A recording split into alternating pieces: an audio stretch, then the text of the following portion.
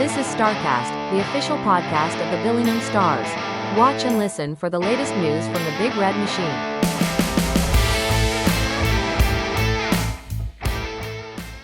Welcome to the official podcast of your Billingham Town Council, Billingham Stars. This is Starcast. It's the end of August. The season is literally around the corner, so near you can touch it. And we're here to talk all things Billingham Stars, the season, and a special guest coming up very shortly as well. Carol and Jono are on board.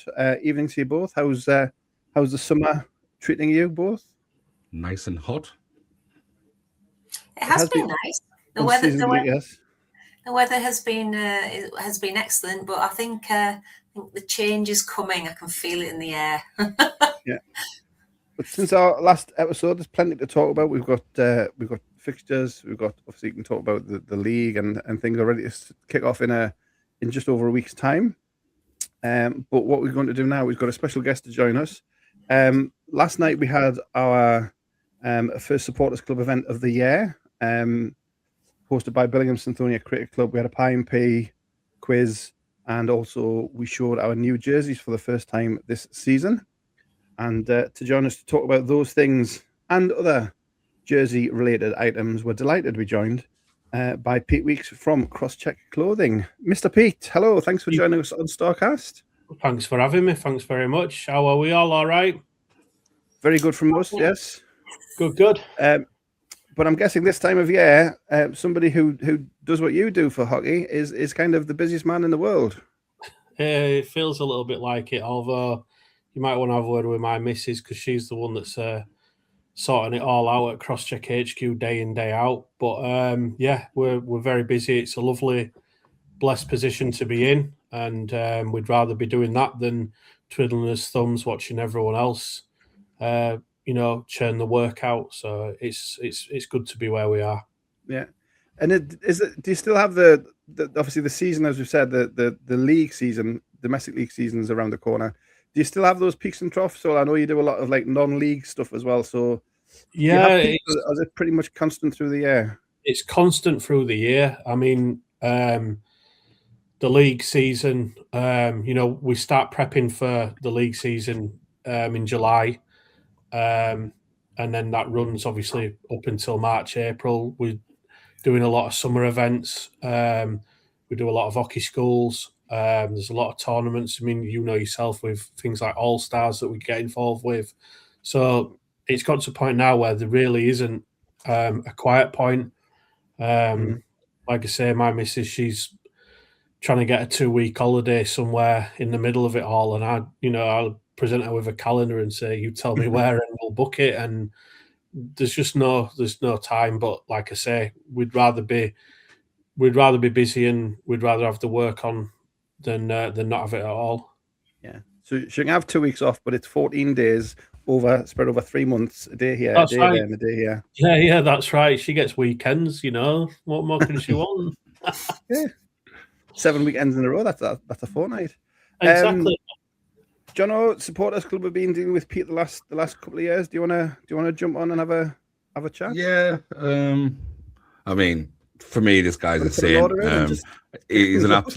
He's an absolute saint from where I'm come from, because to be fair, he's the one who has to deal with Kay. So I mean, I deal with Kay on an everyday business, and it can be frustrating, especially when a lot of it's over text. So the moment Pete sees a message and says he's got a message from Kay, I mean, his heart must sink. But no, I don't think we've probably been the easiest to deal with this year due to the way everything's gone and the way things had to be a bit last minute in a way. But no, yeah, I mean, like from your point of view, I mean, how do you cope when we do come in last minute? Well, I think you by far, well, let's say you're not the worst that we've had this year in terms of people's timings and that. There's still a lot of work on our side to do, and there's a lot of teams that,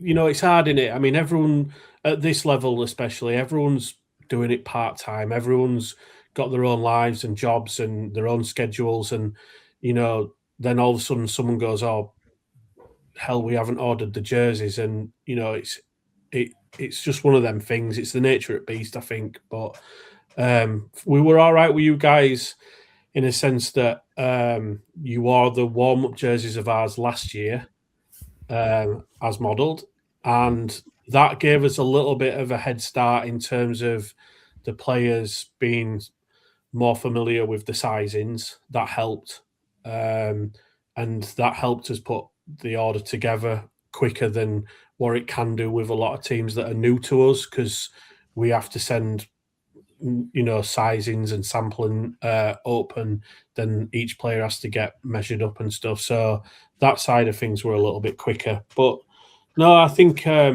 you guys were all right. It's just the difficult thing is when people come to you with the ideas that they've generated using AI. That's the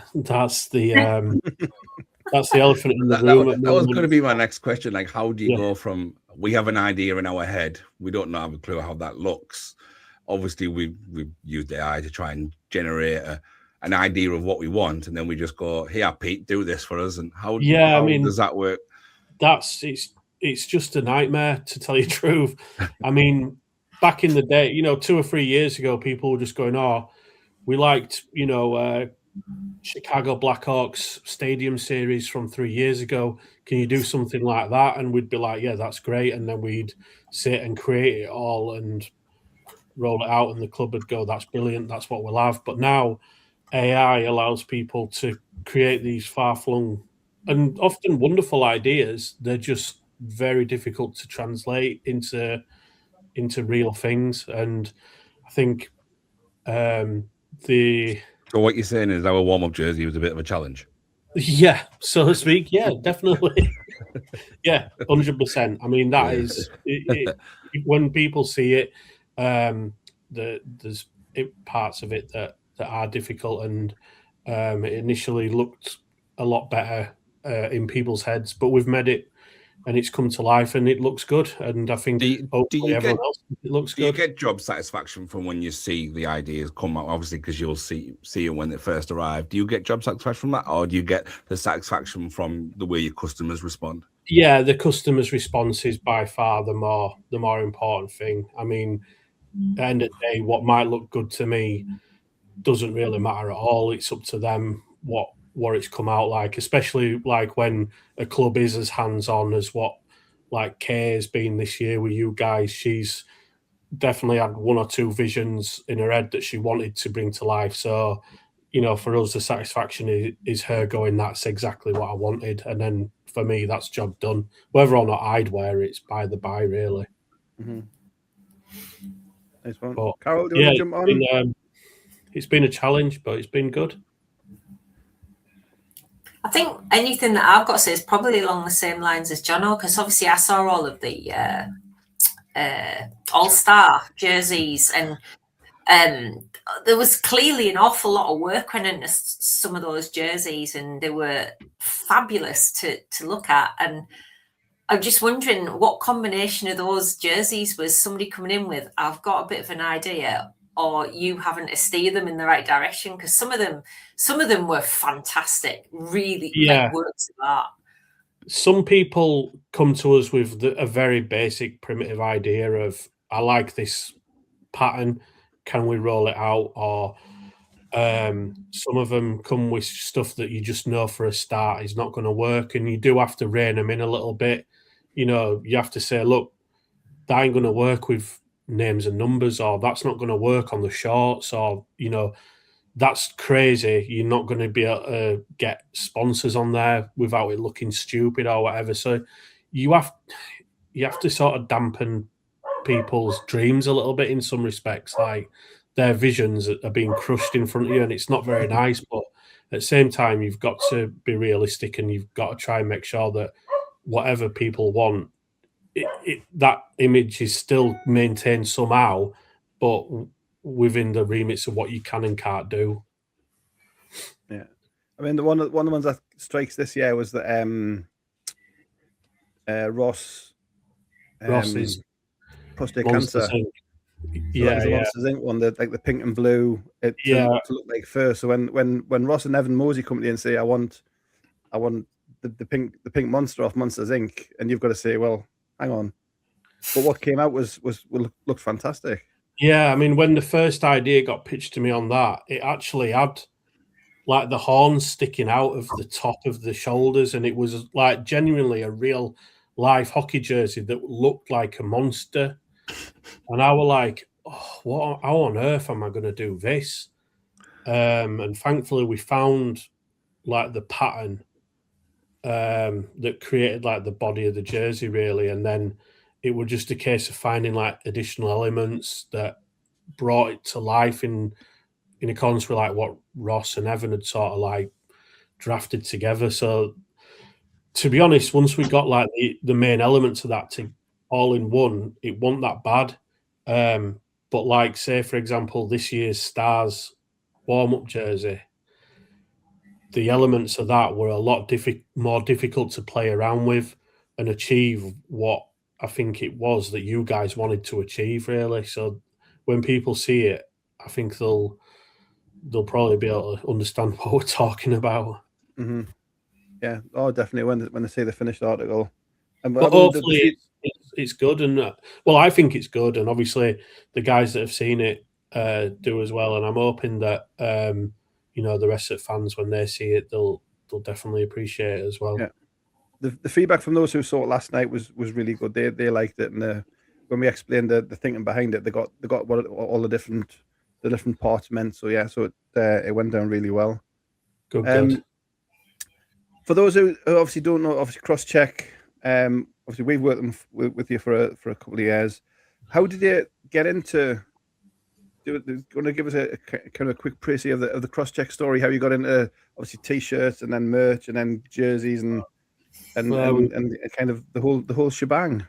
We've been doing the clothing side of things, which is what predominantly we're known for probably 12, 13 years now. And then after 4 or 5 years of doing it, people came on and asked us about jerseys. And at first we were reluctant to do it because we wanted to stay doing what we thought we did best, which were clothing.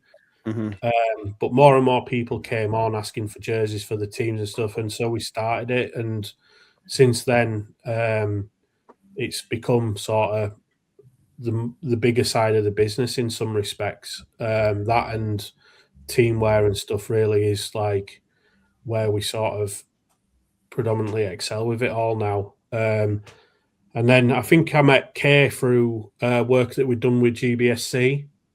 She's on the GBSC, and she'd sort of seen the t-shirts and hoodies and bits and bobs we've done for them, and she asked us to do some stuff for the Stars supporters club, which we did, and then it kind of like all blew up from there really. So, but yeah, we've been doing team jerseys and stuff, elite league level, down to juniors and academies and all that kind of stuff for maybe 8 or 9 years now. So yeah, and when we talk about when we talk about designing before, what's achievable now is light years ahead of where it was when you started. You can do so much more now with the jerseys, can't you?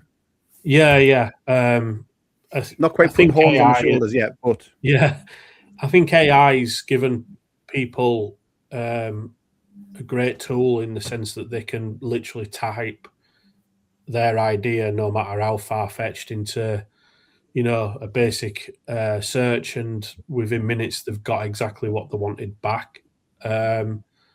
So it keeps us on his toes and keeps us pushing our creative bounds really, because if it were up to me, everyone would be just playing in NIHL style stuff, stripes on arms, stripes at bottom, out you go. Yeah, so yeah, in that sense it is a good thing. Yeah. Carol, any more? I was literally just about to comment, but then you go to the other end of the spectrum in Europe, and it's basically skating billboards. So I guess from your point of view, the UK's jersey market's probably quite a happy medium of jersey design with sponsors, but not as I say, I think it's Germany and Sweden in particular. You look at some of their jerseys and think, well, where's the actual design? They're just covered in sponsors. Yeah. I know. I mean, we get that as well a little bit with All Stars, in the sense that, I mean, that's fundraising. I mean, everyone's got to make money out there, and it's difficult. We all need to get that little bit of exposure for as sponsors and stuff, but it can take a lot away from the good design. And I mean, when I as a fan, you always want to wear a jersey that's got probably as little sponsors on it as possible. Really, you want that clean look that you sort of get from an NHL jersey, but it's not always possible. I mean, that's the more sponsors on it, it takes a lot away from it, in my personal opinion. But I understand why clubs at all levels really need to do it. Yeah. But you get it, like you say, in Europe. But there are a lot of teams in UK that have got a hell of a lot of sponsors, and you think, I wonder what colour that started out as. Have you got a favourite shirt that you've done over the years, or one that really stands out? It's a bit hard to say. You put me on the spot there a little bit. I can't be too biased either, can I? We won't tell anybody. No, I mean, I did like the Stars warm-up jersey that we did last year, in terms of its simplicity, with the stars going diagonally across. We used to do a lot of work with the guys at Bracknell Bees, stroke Berkshire Bees, until they sadly had to fold a couple of years ago. But their creative team were really, really good, and came up with some fantastic limited edition jerseys that we did a lot of, and they were always super designed and came out fantastic. So I definitely have to give a shout to those guys, because I miss working with them as well, and they're a team that I think a lot of people will miss having around. Yeah, definitely. Jono, anything? No, just if you haven't, get yourself along to Pete's website. I was lucky enough to visit on Saturday and got my hands on a bit of the new stuff that I believe isn't out yet. Is that right, Pete? That's right, yeah. It's not out yet, so it's wonderful stuff. I pretty much cross-check pretty much nearly every other day or every hockey game. I have posters up from your shop in my office as well, so it's great stuff. He's fantastic to work with. His shop is madness. So that was a pleasure to visit on Saturday. But just to our fans, if you haven't been on and you wonder what it's all about, get on the website, because the kit is great stuff. Thank you, mate. I appreciate that kind words. After buying all their Billingham stuff first from the club shop, yeah, get your Billingham Stars jerseys first, then come to us. Then spend the rest of your money online. Yeah. And yeah, the t-shirts. I mean, have you got a t-shirt that you've had since day one that still goes? Yeah, I mean, the one that we do that's been forever popular is the Home is Where the Ice is one. It's just one that we put out very, very early on, and it's never gone out of print. We've just constantly restocked it. And there's been a few hoodies, and there's been a version on different colours, but predominantly a white t-shirt with Home is Where the Ice is print on the front has been there since day one, and it's never gone out of stock. So we've just had to constantly replenish it. So yeah, I'd say that's probably his most favourite. I have a poster of that just to my right. That's the poster I have. The Home is Where the Ice is. Yeah. I think it's good sentiment that a lot of people will, that means a lot to a lot of people. Yeah, no, they're called classics for a reason. It's brilliant. But yeah, so I say fully recommend. I say cross-check clothing. Look them up on the website or on their social medias is always good as well. And obviously appreciate your time coming on, Pete. And I say it's the busiest time, or one of your busiest times of the year. Until we get round to next year's All Stars, when we dump another 12 teams on you in the short notice. But it's great catching up. All the best for the season. We'll see as the year goes on. Yeah, looking forward to getting up there next season and meeting you all face to face and seeing seeing the team in action, repping the new stuff. Nice one. Appreciate if you want a peaceful night, don't pick up your phone because, as I say, I think Kay is inbound. Yeah. I'm waiting for one actually from her because she owes me some money. So all right, okay. We'll see what she's got to say. No, that's fantastic catching up. We'll see you in the season. Cheers, Pete. Yeah, cheers, guys. Thanks a lot. See you later. Cheers, Pete. So big thanks to Pete there from Crosscheck Clothing. As we'll put all these links in the show notes. Well worth a visit of the online shop, as Jono says. T-shirts, hoodies, shorts, you name it. I've got one of me kit bags, key rings, bottle openers. Official merchandise supplier to your Billingham Stars as well. So look for the Stars merch this year as well. Thanks to Pete as well. Good to have him on, but we'll link into that then. And we mentioned it to Pete. We had our first supporters club event last night, as we're recording this Tuesday night at the Cricket Club, and it was our quiz night pie and piece up. But the main thing was the shirt launch and the reception to the jerseys, codename pink, blue, and what I call it at the end, orange. I think. Orange. Yeah, pink, blue, and orange. The three jerseys, obviously the home, away, and the warm up. The reception was really positive from the players and from the people in the room as well. Carol. Absolutely. I was really quite pleased to see the reaction to the home and away jerseys because they are a little bit different, but with a throwback. The people who've seen them will know what I mean. So that was really pleasing. I also knew that those warm-up jerseys may split the room. Now, I'm very, very pleased to report there was a bit of a split, but it was definitely very, very, very much more positive than anything else. There were a couple of people who said they preferred this one, and that's fair enough. This is a very, very good warm-up jersey. But I think once the background to the jersey had been explained, I think people got it a bit more. You do kind of need to get it. Me personally, I still love it. I'd seen a sample version that there were a couple of things that I wasn't quite sure about, but when the actual one turned up, those things had been addressed. So I absolutely adore it, and I'll probably have to buy 1 million raffle tickets at the end of the season now to try and get one, because they are going to be, I think they're going to be a bit collector's item, if that makes sense. I really do like them a lot. I've said it now because I'm never going to win one, but never mind. I'll just beat somebody up for their winning ticket at the end of the season. It's fine. But no, I think the reaction was really quite positive. Obviously, we've had kind of not same old jerseys for a while, but certainly in a certain style, let's say. And this year, just with just the small elements that have been added, they just look a little bit different. But again, with that throwback that you will understand when you see them if you haven't seen them already.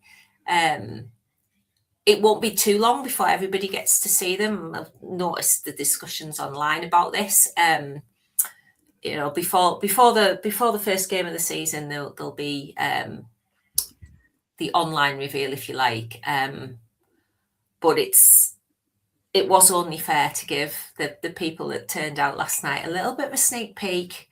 And it's not that long to wait, really, if you think about it. I just thought the jerseys went down really well. I think John would agree with me there. It was just really like positive vibes around the whole thing. Yeah, I was going to say, John, like with a double thing for yourself. Obviously, it was a supporters club event, so with your supporters club hat on, it was great to get an event off the ground for the new season. Obviously, as I said in the chat with Pete, there's been a lot of change this year. Kind of a relaunch of the club this year. So getting the fans to an event, an in-person event, we had players there. Terry and Kath were there, and say giving them this shirt launch was almost like a treat for them being at that first event. But So your thoughts on that event first of all, but also the jerseys as well. Yeah, no, it was great to get our first event off of the year. I don't think we had one last year. Not for the want of trying. I just think dates and stuff didn't allow really last year for availability for much things. But no, it was imperative. We got an event in. The fans asked for one as well. I know in chat groups they were asking for events and ways that they can to get together and support the club in ways that they can. And the best way to do it was with one of the number one talked about things, which is jerseys. Obviously, we couldn't cater to everyone. That's just life. But yeah, we got an event on. It was very successful. We had 60, 70 people there that turned up. They paid the money. They've had some fantastic pies from Blackwell. So, and thank you very much to them. The order went in quite late again, as everything's been, even though well planned. It's how late do you leave it to order your pies? Mm-hmm. So believe it or not, there is a time scale on that as well. But no, thanks to Blackwell's. They made some fantastic pies. I know a lot of stress was going at the event, a lot of worry, a lot of panic. But I think everything in the end it was just a perfect night. I mean, wanting to be a perfectionist, we could change one or two things, but then it might not have been the night it became. But no, great night. Thank you for everyone turning up as well. Obviously, people did pay to attend because obviously there was food, so we did give them a little bit of priority in giving them the jerseys. Hence why there's another reveal a bit later on, which might answer a few questions to some of the mourners online. I went there, sorry. But yeah, no, fantastic night. But for the jerseys, for me, a jersey has to have a story behind it. It has to, maybe call me old and mushy or what, but no matter what sport I'm involved in or what team I follow, there's always a story and a journey behind a shirt. So when Terry sat us down, was it June? Can't remember now. Yes. June, July, Yeah. June, July, and we sat one of our old versions of shirt behind us and goes, right, well, okay, how do we improve on this? He asked for one requirement. We went away and we kind of brought something back from our first day as Billingham Stars, but kind of got that retro feel to pay homage to ice hockey in Billingham, full stop, with the way the colour scheme works. And that's kind of how we've gone with the warm-up jersey as well. There's a story behind it, and I think it's only fair to pay homage to what was before to where we are now. Mm-hmm. Yeah, no, 100%. I say when we can say this because again we've seen them, but when people do see them, if they haven't already, they'll get the things you're talking about. And I say when we do the online reveal, obviously we'll make the story there as well, so people can put the two and two together and get the full picture. So we are looking forward to seeing them on the ice in a week or two's time. And I think it was a good event. We've done on in-person shirt launches before. We did one at Norton Cricket Club. We did one at the Palmer place. Red Marshall. Marshall. The ship, yeah. So it was kind of we're going back to what we've done before and trying new things. So I'm sure we'll keep trying different things until, as John says, until we get it as right as we can. We'll make no apology for trying things. And I say we'll get people on the full picture in due course. But overall, it was great to be out with some fans. I say there's some players there as well.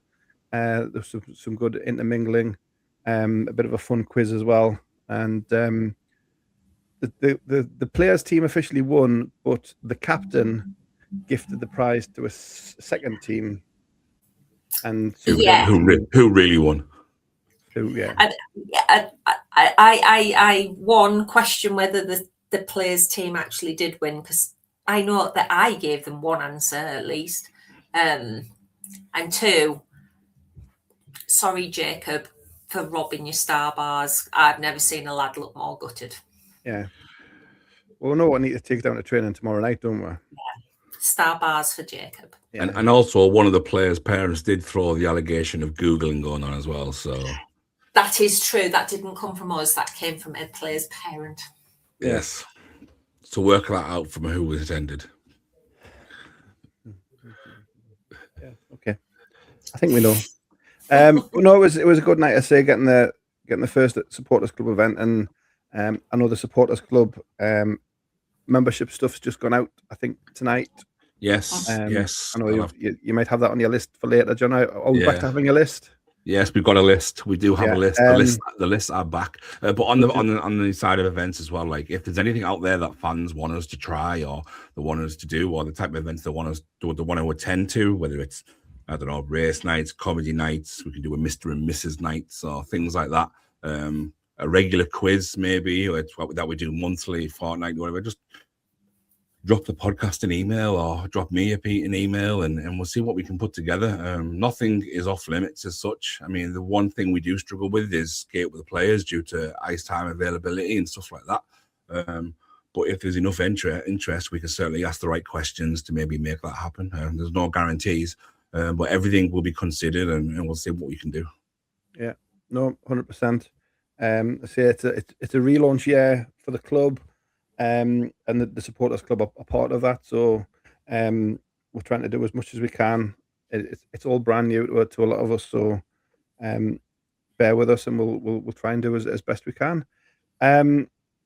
We shall take a short break there. We'll come back. We'll talk about. We mentioned the players, so we'll talk about the players, the Stars roster as it is, a bit around the league, and then the big one that you've all tuned in for is the rink food debate and questions and points. So we'll talk about that as well in a moment. But we'll be back very shortly here on Starcast. This episode is brought to you by Thor's Ice Cream, the best ice cream menu in Billingham. Find them at the rink on game days and pick from their range of amazing desserts, including the Biscoff brownie and the famous whippy trays, with a choice of amazing toppings. Supporters of the Stars and Buccaneers and proud partners of Starcast. Find Thor's Ice Cream on social media. Welcome back to Starcast. Craig, Jono and Carol talking all things Billingham Stars. We've had our jersey merchandise chat with Pete and the gang in the first half. This one, talk about your Billingham Stars in more detail. Obviously, the training started last week. I've seen the guys on the ice. In terms of if squad numbers, obviously people are talking about it. Jono, do you want to kick us off? In terms of full-time Stars, it does look light, but we are going to be calling up regulars from the Buccaneers and from the juniors to give us 3 full lines on every game night. Yeah, I mean, our squad. Don't get me wrong. I know they haven't stopped looking. You never stop looking. You never know who comes available or turns up on your doorstep. But at the moment, the roster is the roster. It's not for the lack of trying. I can honestly say that. The amount of conversations and messages I've been in and sent out and various things like that. But no, Richie knows what he's got. He knows what he wants to do. He has a plan in his head, and it's the way we're going to move forward. I mean, we have lost goals, but we need to improve in so many different areas anyway. I don't think that's going to be the biggest issue that we have. We conceded a lot of goals last year. I mean, I think we might have been in the bottom 3 or bottom 4 teams who conceded goals last year. So that's probably one of the biggest areas the team want to clean up on. So and that's where a lot of the work's going to be doing. The lads know they need to probably be fitter than they've ever been, and I think you guys got the first viewing of how much skating these lads are doing. So the team's going to be fit. They're going to be working hard, and I'm not going to say we're going to go out there and win everything, but I certainly wouldn't be writing us off or resting on us and say we're not going to be a force with this year, because anyone who turns up and on home or away and thinks that they've got our number because of numbers that we have on the ice, they're going to be rudely mistaken. Yeah, no, 100%. And I say when we had obviously last week we had the players meeting to start with, whereas Richie was laying out his thoughts and his plans. And as Jono mentions, Carol, it's not going to be the kind of offensive run and gun kind of style that we've had maybe for the last 2 or 3 years. There will be more emphasis on defense and two-way play and kind of responsibility on your own end and things like that. So it's kind of a new style for the players to learn under a new coach. So that kind of refreshed theme continues in terms of the on ice as well. Well, yeah, we kind of knew that was coming when Richie was announced as the head coach, because he is a different beast to Foz in that he's very, very careful about making sure that the defence is as tight as it can be. So I think we will see a different style of play this year. I think we will be very, very difficult to break down. Just echoing what Jono said, on paper it looks like we are light on numbers if you just take the players that have Billingham Stars written next to the name on their registration, but the plan is very much to go with 3 lines for every game,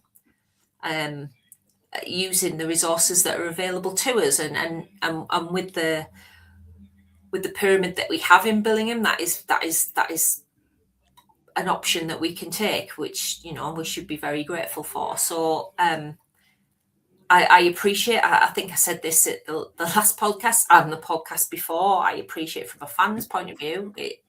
It's quite frustrating to not see a roster that's full of new signings and all the rest of it. But we are fully intending to compete in every game, and I don't think any team should, as John has just said, I don't think any team should be expecting to take us lightly and expect to just turn up and roll us over, because any team that's coached by Richie Thornton, that's not going to happen. Yeah, and as John has said, the early indications are, as the 2 training sessions we've watched, they are being skated very hard. So fitness and skating is going to be key. So much changes, but as again, Carol, what you said, what hasn't changed from the Billingham ethos is the development angle. So your Billingham juniors, your under 19s, the Buccaneers will have a full part to play in their progression to senior hockey, and the Stars will utilise them to the fullest extent. The development thing doesn't go away. It is a big part and a huge part of Billingham's ice hockey for as long as I've been around. It's been what Billingham do, and will continue to do, and make no apology for it. So we'll see what I say. As John said, it's not been for the want of trying in terms of getting new players, whether it's British players, import players. Again, the way the club has been this summer, kind of refreshing and restarting, hasn't made it easy to get things over the line, maybe that we wanted to do. So, without kind of looking too far ahead, you could say we've gotten a hell of a jump start on next year. As I know John was already looking at things for next year, and I'm sure Richie is as well, and Terry will be as well. And I think as the season goes on, if there is a chance to make a change and make an improvement, and people are available and can commit and do what we want and fill a hole that we need, then that decision will be made. But for now, to get things up and running, I think, as we've said, the decision's been made to go with what we've got, use the development angle. It worked for us when we came back from COVID. Those players are now our senior players, the ones that we blooded in 2021 when we came back. Those are now some of our senior players. So history, all just a bit of history repeating, as they say. So we'll see what happens. I say it's a couple of weeks till the first game. Plenty more trainings for them to be skated into the ground, ready to go. But yeah. Anything more on our team before I have a wider look at the league? I don't think there's anything out there that people don't already know. I would just say to the fans that have felt frustrated with the way things have gone this summer, I think you need to just bear in mind that we are who we are, and we are where we are. It's always been our ethos to develop our own. Nothing's changed, and from that perspective, was this summer really that much of a surprise? Probably not. Mm-hmm. It was going to happen sooner or later. The Yeah. summer that we've had, it's happened probably a year, maybe 2 years earlier than a lot would have thought. And let's be honest, like, these lads haven't become bad players overnight. This is still James Moss, Mikey Elder, Lucas Dowdle, Darren Stattersfield, Joe Dowdle, Jacob Hammond. These guys haven't just become bad players because of a few players have left.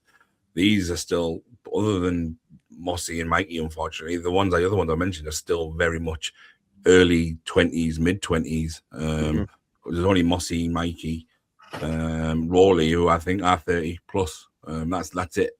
The rest are not even top end 20s. They're all mid age. I think maybe Darren, the oldest, at maybe around 26.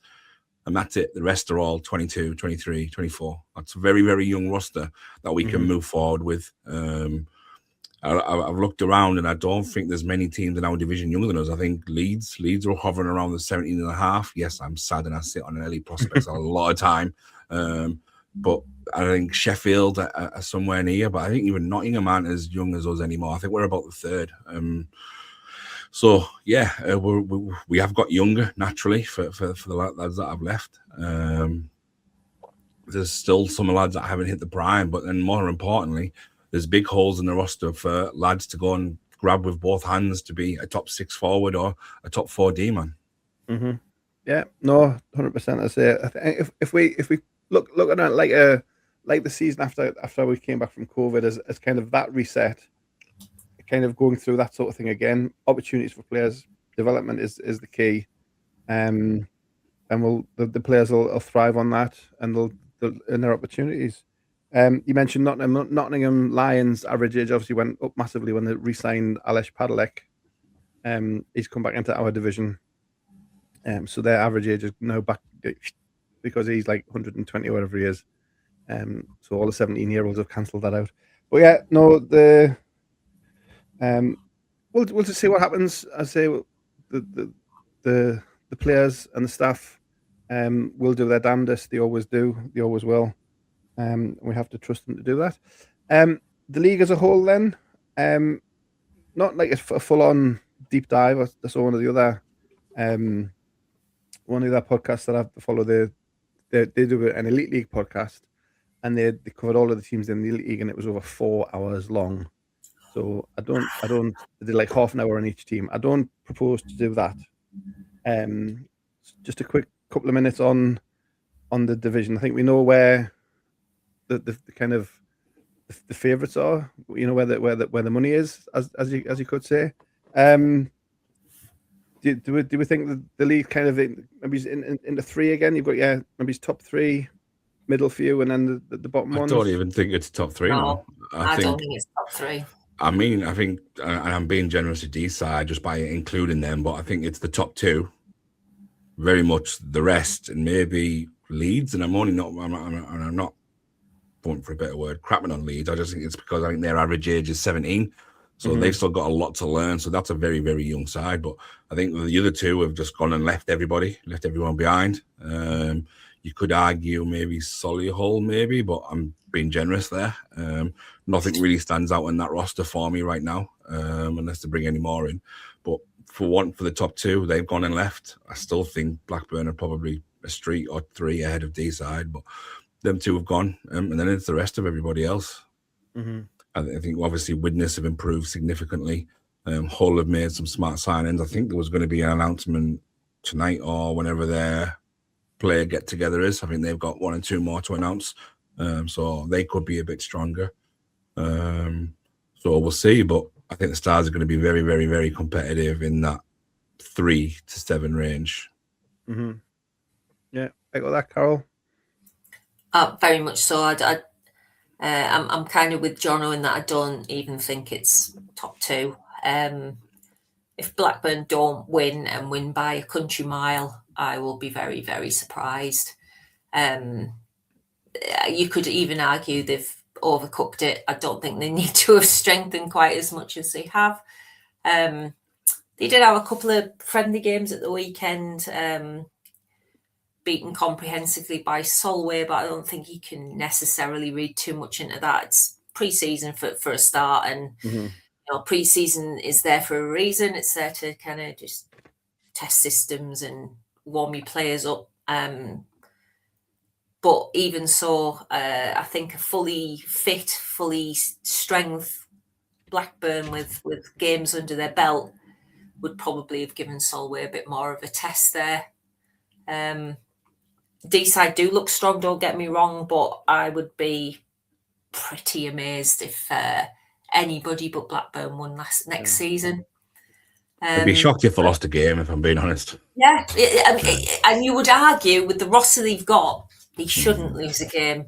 I can sit here and put the pressure on them if you like, but from my point of view, they shouldn't be losing a game next season. But we'll see. We'll see. The rest of the pack, I think John was right. There's an awful lot of strengthening going on. Apologies, dog call. Come on then.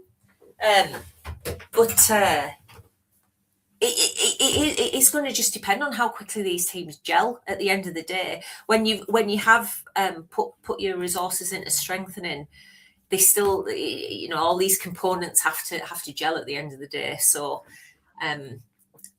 it's going to be interesting for the first couple of months, I think, just to see how everybody beds in.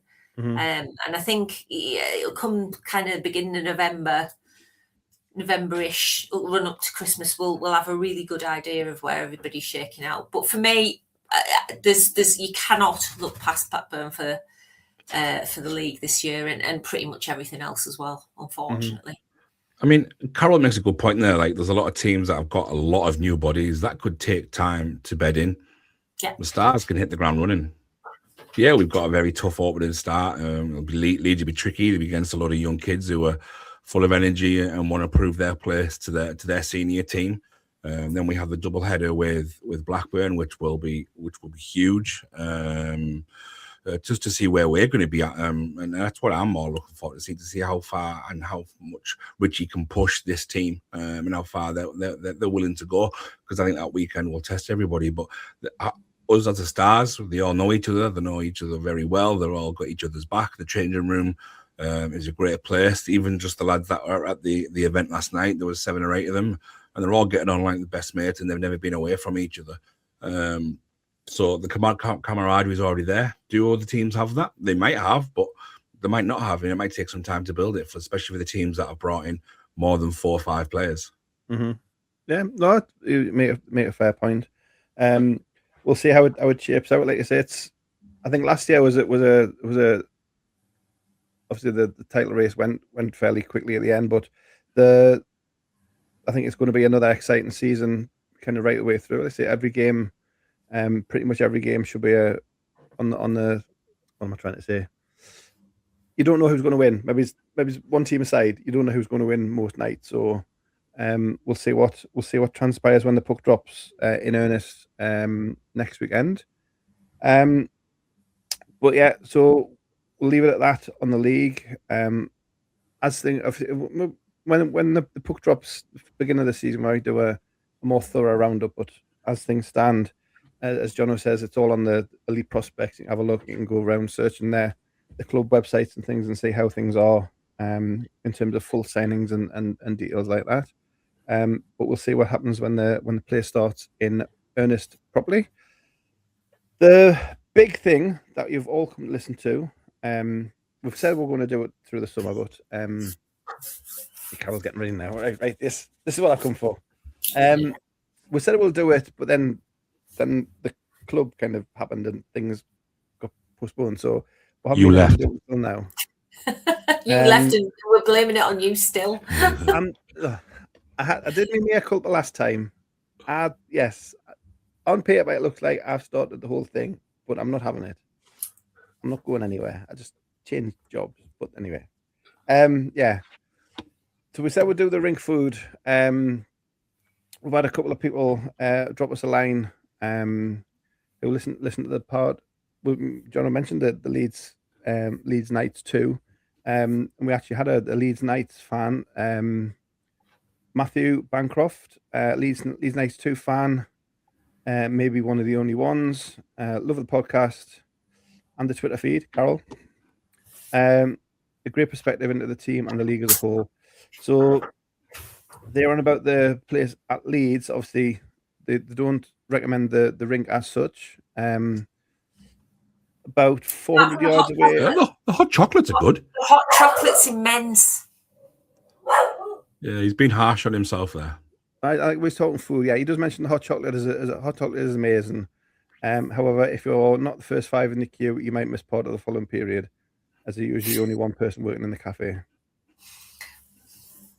But for off ice, I don't know if you've obviously I haven't been to the rink for a Leeds Knights game. A Thai restaurant at the Old Peacock Pub, 400 meters away from the rink.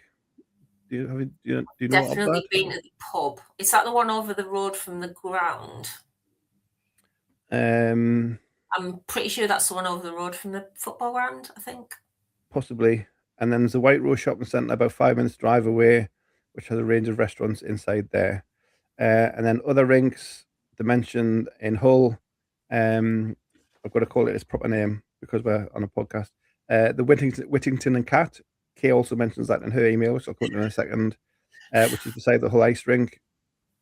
And then just again from Matthew and Heidi, thanks for your email and thanks for listening. Like a discussion on the fixtures, and while your fixtures look fine, we have a run of 6 home games on the trot in October. Not sure how that's happened. That's nasty. Hope we come down in good numbers on Sunday the 6th. We do the drumming behind one of the goals.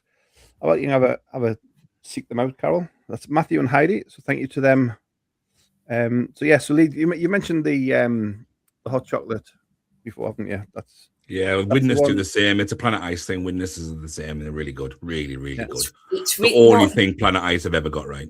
It's even better if you've got a really nice girl behind the bar who customizes your hot chocolate. A little bit for you. Yeah.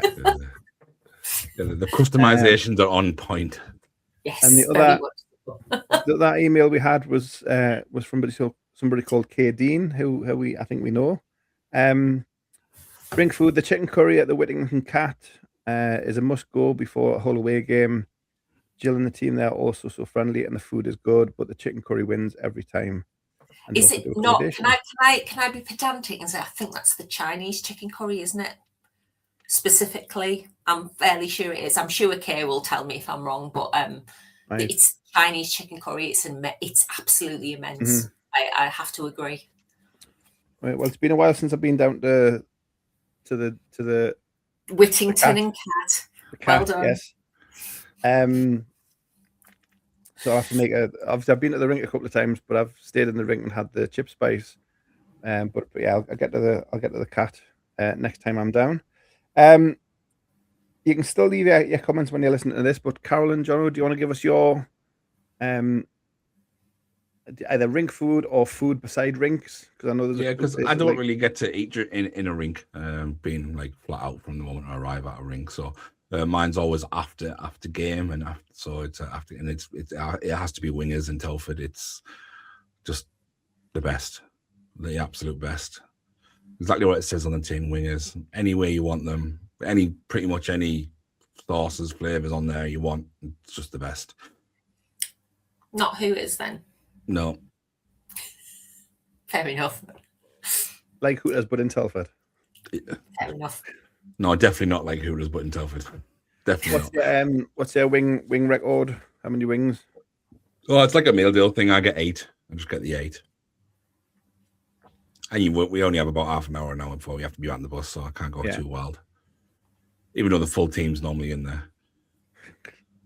Big queue. Carol, anything from you? I know you've mentioned you regularly mention the Solihull Chippy when we were a Solihull away game. But is that on your list, or is there anything else? I've got an in-rink list and an out-of-rink list. It's quite long. In-rink, so I've got fond memories of Solway's mac and cheese, and I can't believe they don't do it anymore. That's just sad. Bring back the Solway mac and cheese. And other rinks that I no longer visit, right at the top of the rink food list always has to be Stories in Fife. Is there any other answer? I don't think there is. But in rink food, pie and peas in Sheffield, when Steel Dogs are playing, because they don't do it for scimitars, which is a bit of a shame. Obviously, chip spice in Hull. Where else was I going to say for in-rink food? In-rink food. I think that's pretty much it for in-rink food. But yeah, out of rink food, right at the top of the list, clearly, Solihull's chippy, which is just immense and makes our usually miserable trips on to Solihull more than worthwhile. Worth it for the chips alone. Fabulous, absolutely fabulous. The other rinks, I was trying to think, why is it I never eat when I go to Blackburn? Because the Burger King, when it was outside the rink, was terrible. And I wasn't a massive fan of the food in the rink either. Yeah, it's only them hot dogs really that are decent. Yeah, don't really. All Planet Ice venues struggle for food for me. Yeah, I don't really eat when I go to Blackburn, which is a bit weird. Whitley Bay used to have like the best chips and gravy in the world, until I don't think they changed the fat for about 5 years, and for whatever reason they're just not the same. They're absolutely not the same. Last 4 or 5 years I've been just. So they're no great loss to the league just on rink food alone. And then everywhere else, yeah, you've got your place. I don't go Wingers in Telford. Maybe I should go, but I've not tried it. Similarly, we kind of mentioned Hooters in Nottingham off the cuff, but if you eat in the cafe pub thing in Nottingham, it is ridiculously expensive for what you get. And if we're going to go do rink food, we should do poor value for money rink food, and I think probably Nottingham's right at the top of that list. That's my little rant for the day. But yeah, top in-rink food of all time is a Stovey and Fife by a mile, and top out of rink food is the chippy in Solihull. There you go. Yeah. In a nutshell. Well, on the Fife thing, I was going to say when I was in Edinburgh with the GB, when I had the GB tournament in February, I think it was. Edinburgh's stepped up, so the in stuff in Murrayfield in Edinburgh's nice. The rink cafe in there. They do Stovies as well, don't they? Or they do Stovies there, yes. There's always a battle between Edinburgh and Fife because it's like, is one mince and one's corned beef? I can't remember. Or is there an East Coast West Coast thing? Because I know one time Braehead tried to do Stovies, but they did them wrong, and I think people said it was because it was East Coast West Coast, and it just doesn't translate across the way. But yes, but Edinburgh Rink's nice. Obviously, chip spice and Hull, but I've been told I've got to try the cat instead. So yes, very much so. But sticking to Edinburgh, the Costerfield Road chippy as well. Again, as you come out the car park, turn up the main road, it's like 100 yards before you get your bum along to join the A1. You stop and the chippy's there. So that chippy's always nice. That's where I first learned that a sausage supper was 2 sausages.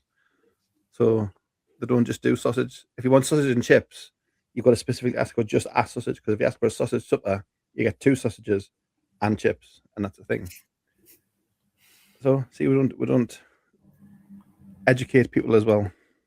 But yeah, I agree with you on that. I haven't been to Telford, haven't been to Solihull. I've been to Solihull years ago, but not for hockey. So yes, I can't comment on that chippy. Can't comment on Telford's wingers. Hooters, it's been a number of years since I've been to Hooters, since it moved further down. It's too far away now.